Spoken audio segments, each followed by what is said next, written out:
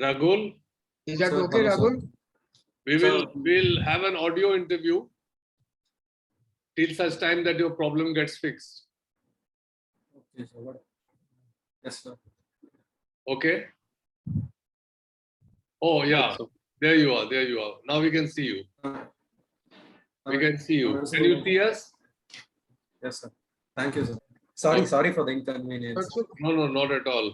Ragul, Good afternoon, sir. good afternoon and welcome to the mock interview. Thank you, sir. Good afternoon, sir. Hello? Hello, sir. Am I audible, sir? Yes, I said good afternoon. Good afternoon, sir. Good afternoon, sir. Good afternoon, everyone. Welcome to today's mock interview. Thank you, sir. Thank you. Okay, so before we proceed further, please introduce Yes, sir. yourself. Sir, I'm Rahul. My native is Tirunelveli in Tamil Nadu. And I've done my schoolings in Kendra Vidyalaya. And after that, I've done my undergraduate in mechanical engineering at SRM Ishwari Engineering College, Chennai. And since then, I've started to prepare for civil services. And this is my second attempt. Okay, can you tell us what qualities do you possess, in your own opinion, which make you eligible for a place in the final list of successful candidates? Yes, sir. So the first one is about the quantitative ability, which I think I've passed as I've passed my prelims and mains. And after that, to be a civil servant, it requires a lot of values and character. Rahul, you are speaking a bit too fast and you are Okay, eating sir. your words. So just speak very distinctly. Speak slowly Okay, so that sir. we can understand. Yes, sir. Okay, very clearly and distinctly, every word separately so that we can understand. Yes, sir. Please go ahead. Yes, sir. Sir, first is about the quantitative ability, which I think I've passed as I've passed my prelims and mains. And then to be a civil servant, a lot of values which are really required, I think I possess those. So few of that would be the emotional intelligence, which I think is very important for a civil servant. And after that, the adaptation to any social structure and to any challenges which are posed to it. And also the bureaucratic structure which I can be in a part of with all this discipline, integrity, and also. So I think I qualify for this prestigious examinations. I'll ask you to think about it for a moment. What do you think are the qualities that a good civil servant should have that you also have?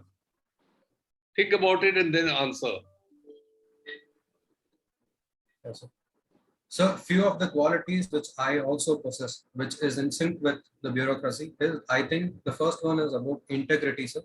So to be being honest about my services, and the next one is compassion towards the socials. So compassion towards the society.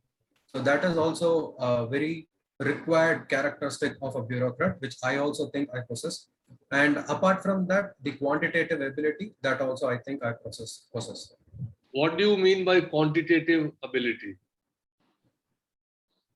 So in that sense, I meant my decision-making skills, the ability to observe things which are happening around me, and to make it, and all my judgment should be quantifiable and it should be very objective. Okay. I feel that Yes, the most important quality that a civil servant should have is that he should be a good leader of yes, men. Now I will ask you to tell us yes, what are the qualities of a good leader. yes. So few of the characteristics or a quality of a good leader is, first of all, he should have a vision. So a leader should always have a vision and he should help others to fulfill that vision also. And the second one is a leader should be always courageous to take the untook path. So he should be courageous enough to travel a path which is taken less. So that is one of the things. And sir, a leader should also possess the emotional ability to handle his success and failure at the same time. So these three qualities are the paramount which I think a leader should possess. All right. Rajiv ji? Okay, thank you, sir. Ragul, Yes, sir. your place of birth is Tirunelveli. Yes, sir. Have I pronounced it correct? Yes, sir. Yes, sir. Okay. I tried my best. I have also Yes, been sir. to, I must have been to Chennai many more times than a person born in Chennai would have, because I worked with a minister. I was his additional PS, Mr. Muraswali Maran. So I have Okay, sir. traveled with Great. him Yes. several times, dozens of times there. Okay, now coming to, let's talk about a bit about Tirunelveli. On which river is the place situated, the city? So the major river which flows in Tirunelveli is Tamarabarni. Sir. Yeah. And tell me, Palayam Kottai is the twin city. Is the twin city? No. Yes, sir. Yes, sir. Yes, sir. What is the another name of it? Is popularly called by some other name. What is it?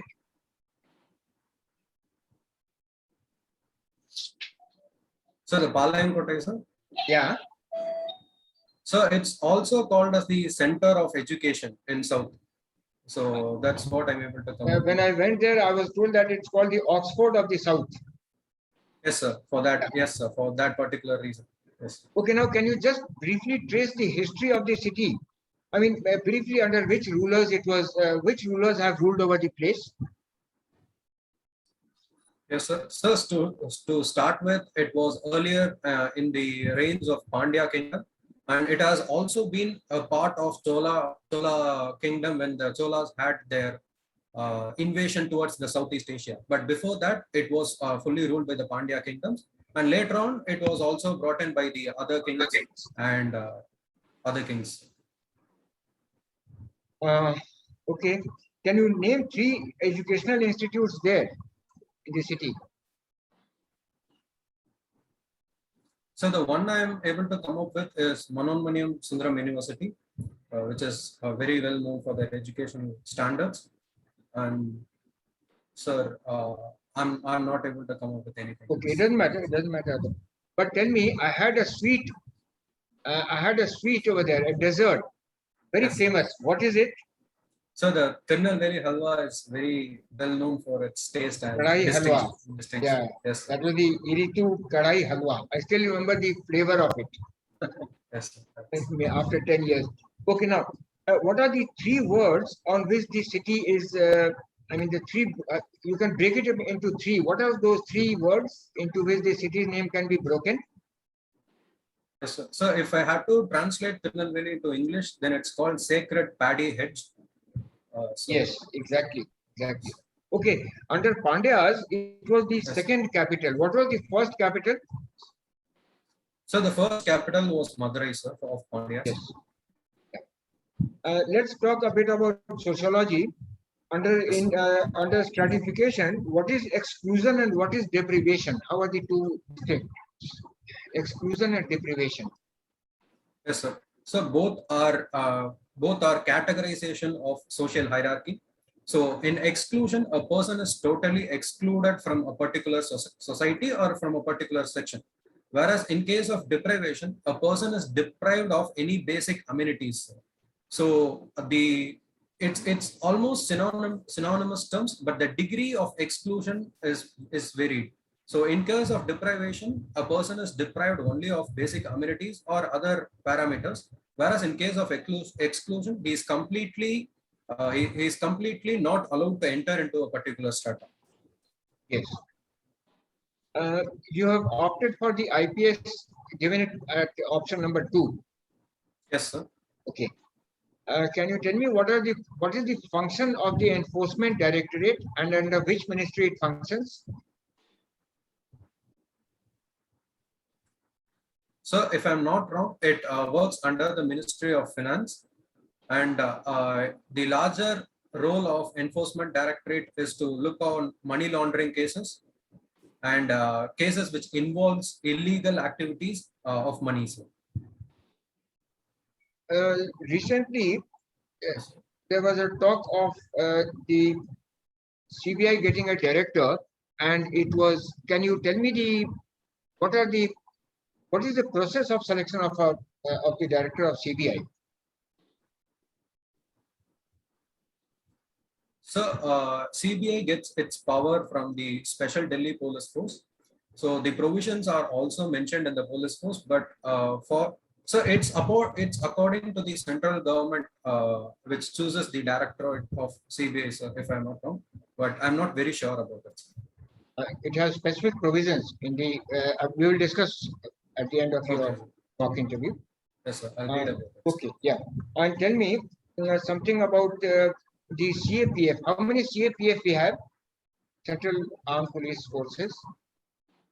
So it has 7 different types within it. The various ones of us. Yes. Okay, just mention which are the three which secure our borders. So the border security force is one of that, and the Indo-Tibetan border force is one among the other.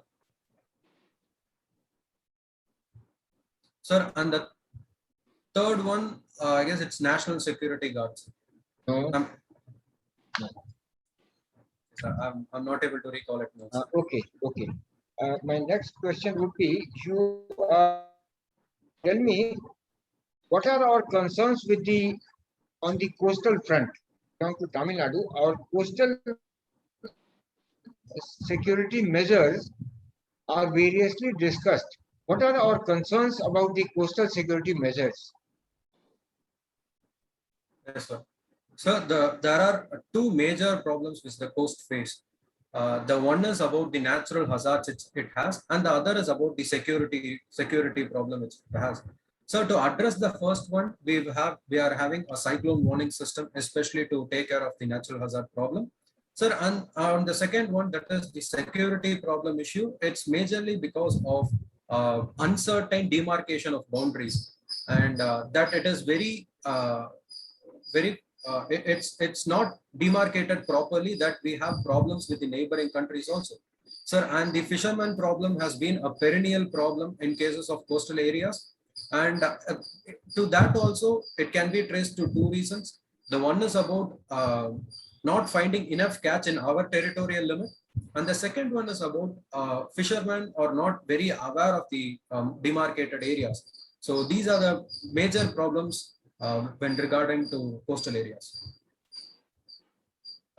Which of the central government schemes have you found to be very successful, and in which you feel that, or you have found or observed that there have been certain lacunae which could be plugged?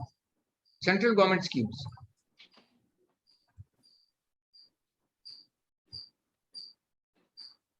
So the one which directly comes to my mind is MG Narega, which is a scheme for livelihood providing for non-skilled workers in rural areas. That has been a success if we have to analyze about their consequences, because it has provided livelihood opportunities to the rural areas, and at the same time it has also helped in building rural infrastructures there. So it is a 2-way beneficial scheme, sir, and it has also been working in the right direction, but it does has certain challenges. So few of the challenges are the infrastructure which are built in or not monitored properly. So the quality of the infrastructure is not verified. And the second one is about the lower wages which are provided to the workers. And the third one is about though the coming of digital transaction through direct benefit transfer has been has been mandated to bring in benefits. Few of the workers are left out due to the digital divide and delays in payment. So these 3 are prominent problems which MG Narega faces.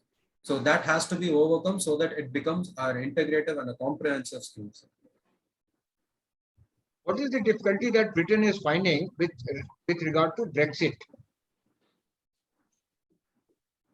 Yes, sir. So the Brexit has also been a long impeding act for the Britain. And so the problem mainly is because they themselves are divisive on that in that idea. Because in the first referendum which was kept in, a lot of people, a huge proportion of the population voted to come out of European Union. But in the second referendum which was kept in, they just managed to come just above the limit. So there has been divisive tendency in the Britain itself. And so though they are watching for better economic development, in the time of pandemic, it is difficult for them to find bilateral relationship. So if they had been under the European Union, maybe they could have got better opportunities. Yes, very well. Maybe my last question. What is how do you define the Indian Constitution? The Indian Constitution, the structure, how do you define it? So the Indian Constitution is a holistic framework which prescribes the structure of the country, how the institution have to progress, and what are the powers, roles, and functions, and also the restrictions which are provided to every particular institution. Let it be for the legislative, executive, judiciary, or for any other government. Sir. So it is a whole framework for the country to work on. Okay, this will be my last one. What is the point of disagreement or debate between Karl Marx and Hegel? Yes, sir. So Karl Marx took a lot of ideas from Hegel, but they prominently differ in one perspective. Hegel mostly targets on the ideology of an individual and ideology of a society, whereas Marx is more focused on the economic determinants of an individual or a society. So both have the same, the process of deriving a concept is same in both, but the parameters which they have chosen is different. So that is what differentiates Hegel and Marx. Karl Marx thought about the last stage that the human civilization will take. Has it been achieved? Are we anywhere near it? Sir, if we have to look upon the whole country and the whole world also, we haven't witnessed such an instance but what Karl Marx has actually envisaged for. And sir, Karl Marx, after envisaging the society, that is the communist, completely socialistic society, he himself stated that it might be an utopian for the countries to, because the development process and the economy will always overtake the social constraints. So he himself stated that it would be very utopian for a country to have a completely socialistic setup. But sir, having said that, we have also seen a lot of countries which are leaning towards communism and socialism. So it would be unfair to tell that Marx wouldn't be relevant today, but he is still relevant, but his final destination will not be reached by any country any soon. Okay, thank you, Ragul. Arvind Mohan Saab. Yes. Good afternoon, Ragul. Good afternoon, sir. Very good afternoon. Sir. So, we were talking earlier about your attributes or strengths which may qualify you to become a civil servant. Yes, sir. So I would also like to know about your weaknesses. Yes, sir. So the first one is about I'm a little bit over enthusiastic. So at times I also become over verbose. So that has been an obstacle of mine which I'm working on currently. So the second one is I'm not very sure whether it is my weakness or not, but I am a little bit more objective at times. So these are the two things which I would say my weaknesses are. But having said that, sir, I've always been a person who has worked on my weakness. So whenever I found my weakness on my own, I've started to work on it. So currently, I think these two are the weakness which I am working on. Okay.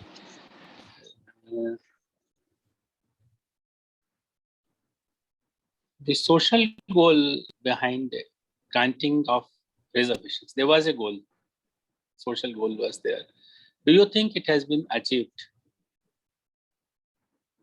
So firstly, the social goal for reservation itself was for representation. So it's a positive discrimination which is provided to the vulnerable.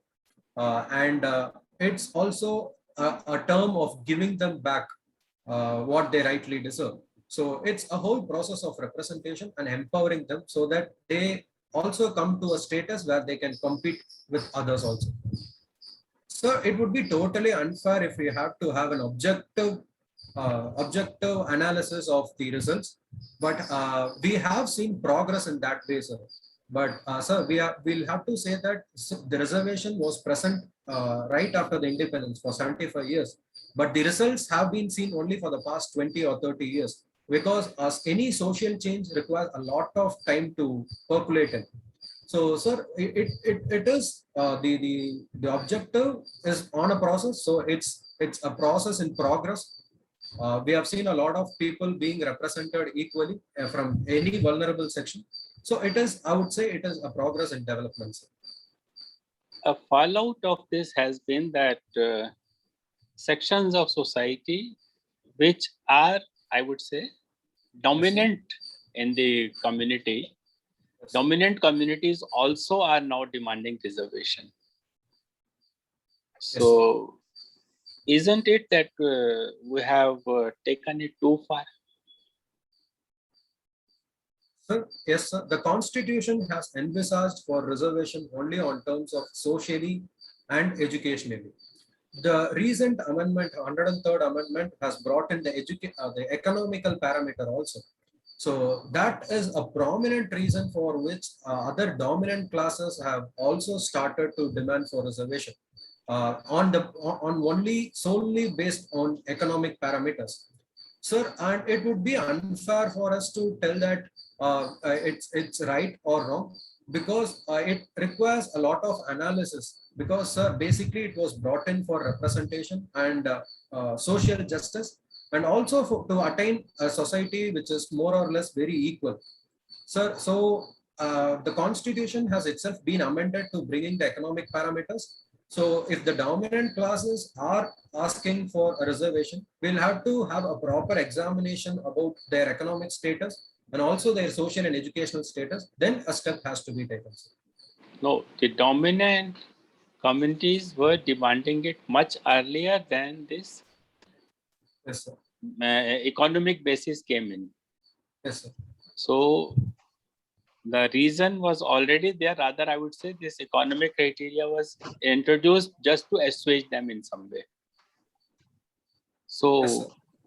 what I wanted to ask you was, hasn't this reservation system outlived its utility? Or do we need to make amendments to it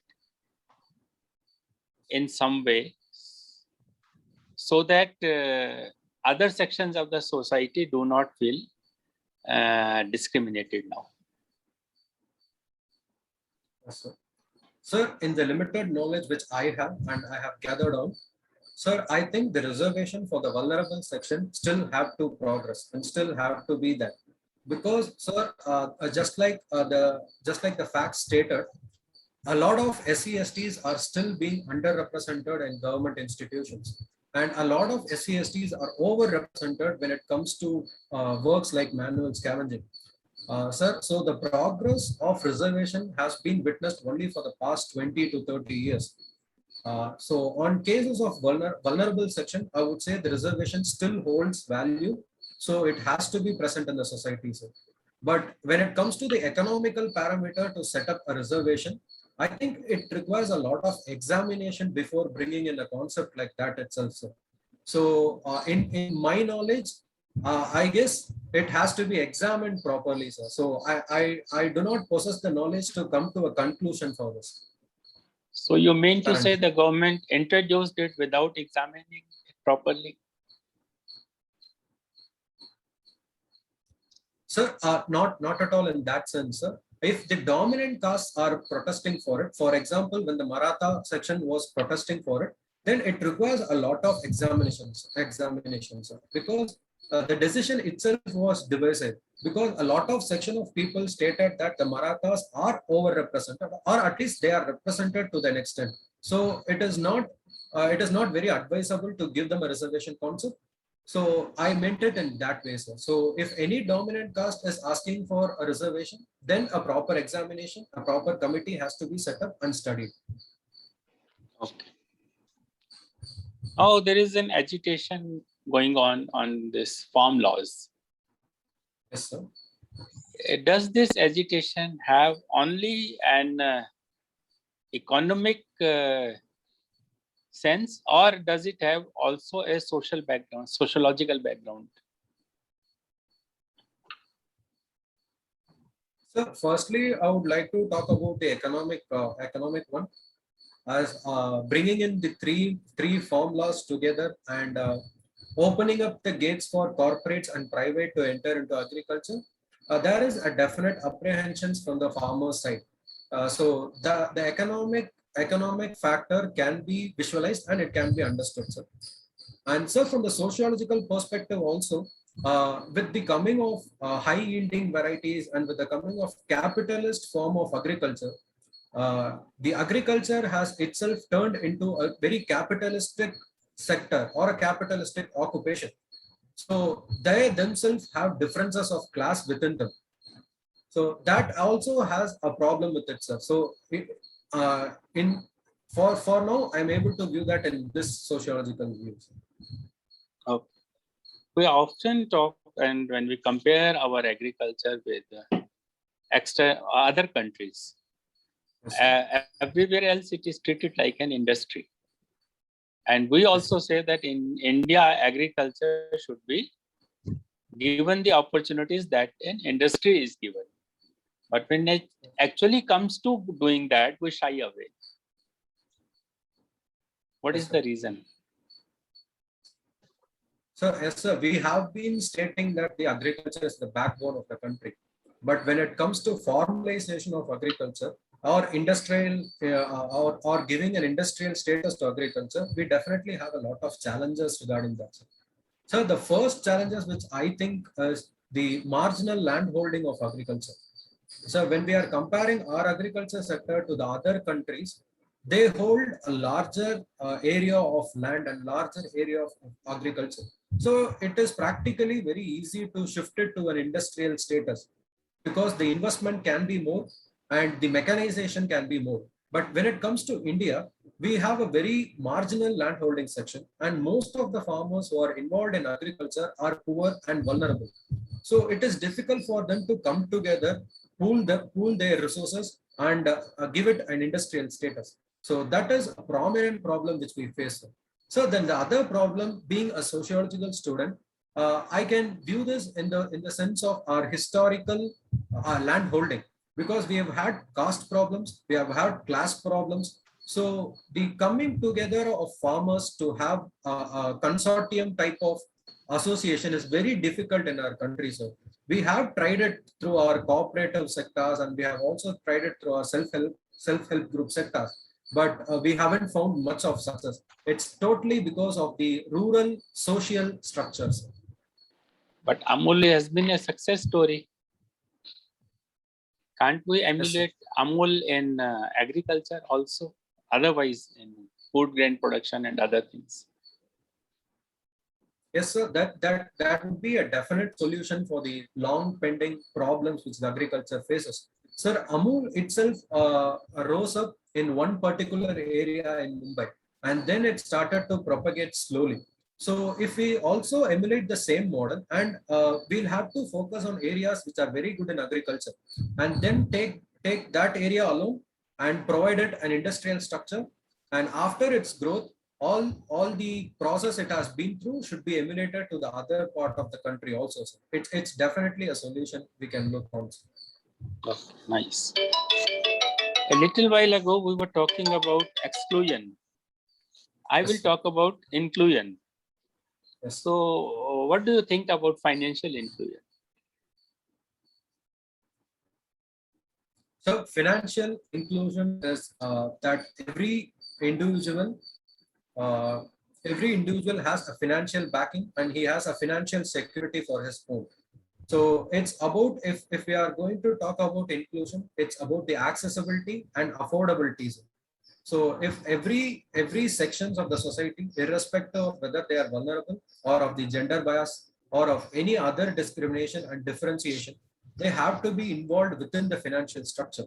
And now that we are entering into a digital world, the digital finance is also a major area to focus on.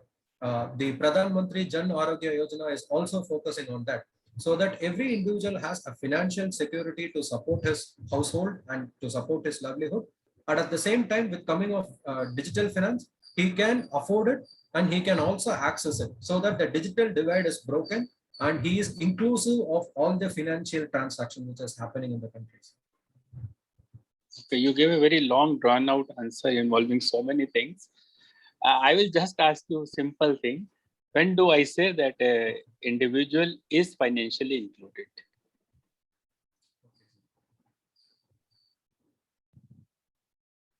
Sir, an individual is financially included when he can access his finance, when he can make his earning and he can spend his earning, he can save his earning. That is that they were doing already, all of them. Only difference was they were keeping that saving in that chini ka dabba or dal ka dabba.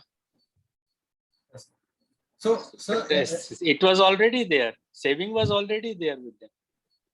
yes. Whatever meager savings they had, they were able to save it. So what difference this new concept of financial inclusion has brought in? Yes, sir. In that way, I would say it is financial security, sir.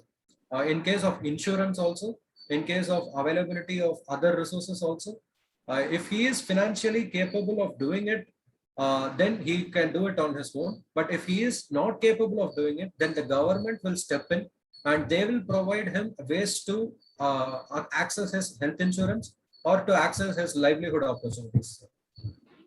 Okay, so thank you. We end the interview here and we'll start with the feedback. Yes, sir. Thank you. Rahul, Yes, sir. overall, first, let me just compliment you on the way you handled and you fielded the questions that were put to you. Very composed, very confident, self-assuring, and everything went off well. Now, just one or two, since the mock interviews function is to point out any value addition that can be done to your the manner in which you handle a question. Yes. See, since you've given IPS at number 2, there is a likelihood, and I'm just telling you why I put that question of CAPF to you, because there is a likelihood of a question like ED, you answered perfectly well. On the CAPF, you were caught napping, I would say. For instance, you missed out on the SSB, the Sahasra Seema Bal. Okay. Yeah, that is what Nepal and Bhutan border. It's not very important that way. I mean, it's not a test of your knowledge at all. But I Yes, mean, sir. just the eye for details. A bureaucrat sure. is a civil servant is supposed to have eye for details and the confidence that the observation, how you observe things. So that is Yes. where. So you may add it to your. I think it's not very important that you missed it out, but then Yes, sir. Sure. okay, then on similarly, eye for details, you missed out the Vijayanagar Empire and the British. I mean, when I asked you to draw the chronology, then these could also have fitted into the their respective spaces. Number 2. Number 3, see, you mentioned about the coastal security measures. How you start an answer is by first describing the scenario. For instance, it is a large terrain, 7,500 kilometers. So if you mention it that way, then it brings into perspective the magnitude of the problem. It is a large terrain that you have to, that the coastal security. So it's a big challenge by itself, number 1.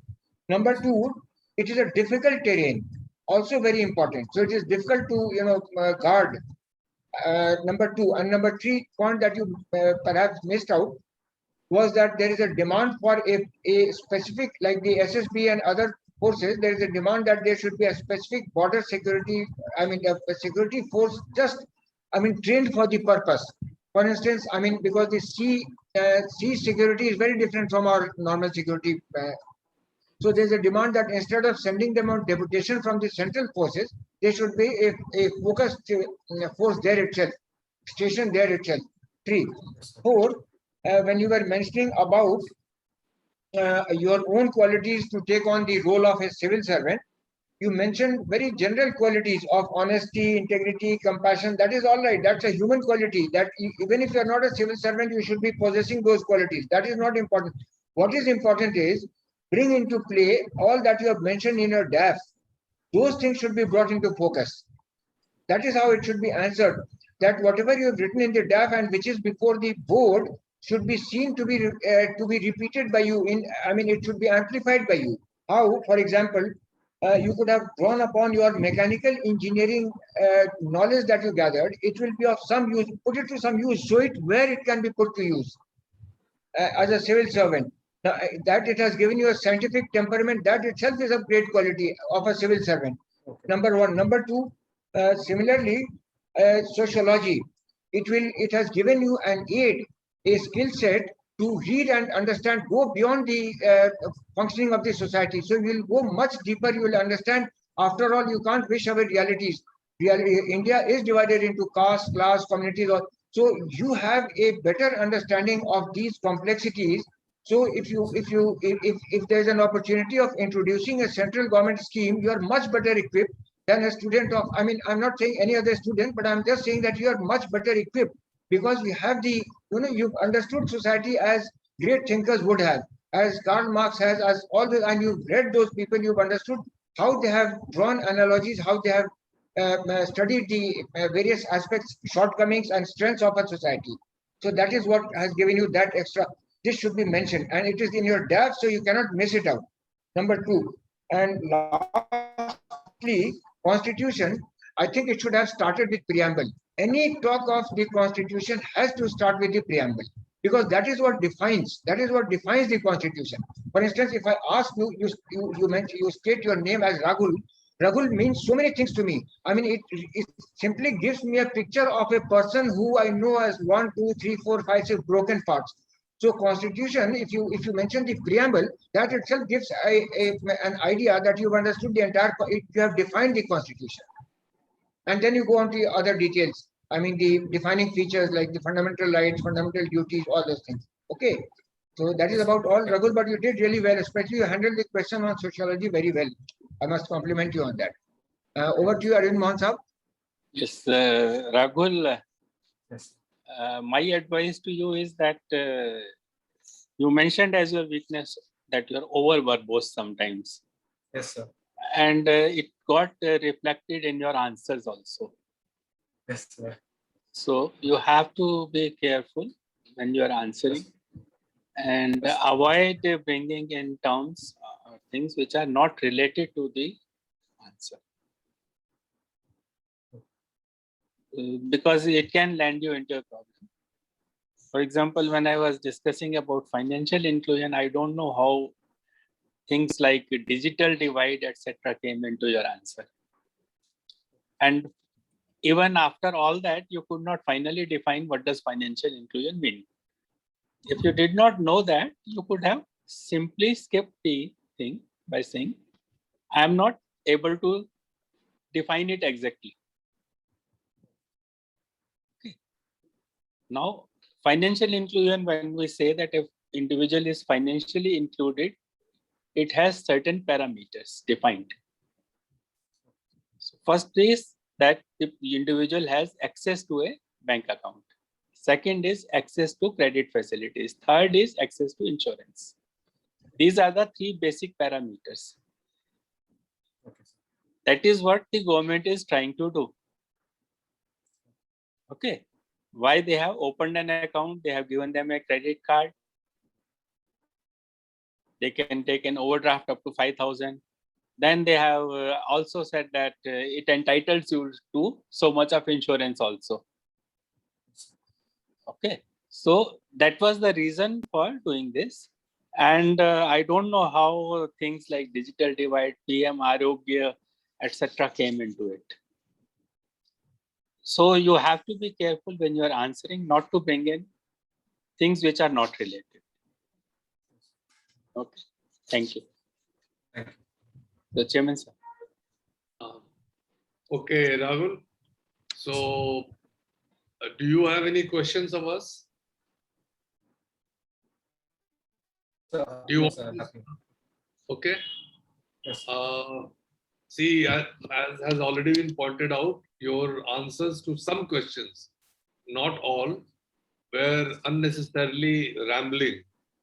That means you were going off the main point. Okay. And when you did not know the answer, you tried to make up for your ignorance by launching on a long diatribe. It's not required. You just say no, or if you know a little bit about it, just mention that little bit and say that, sir, this is all I know.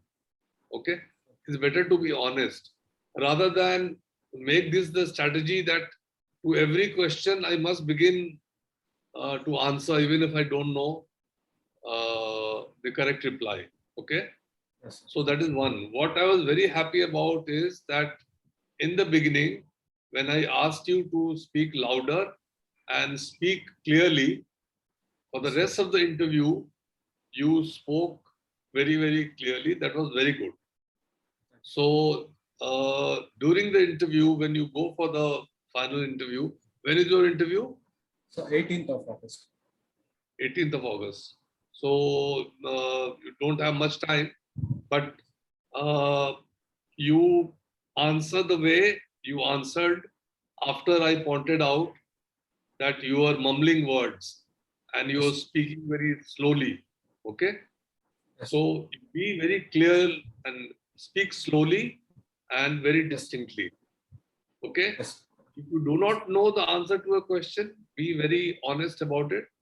Just say, sir, I don't know. Or if you know little bit about it, just mention that little bit and say, sir, this is all I know. Or you can say right in the beginning, sir, all that I know is this. That's it. Okay. Yes, sir.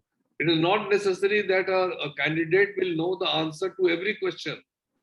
And if he doesn't know the answer, he must speak. No.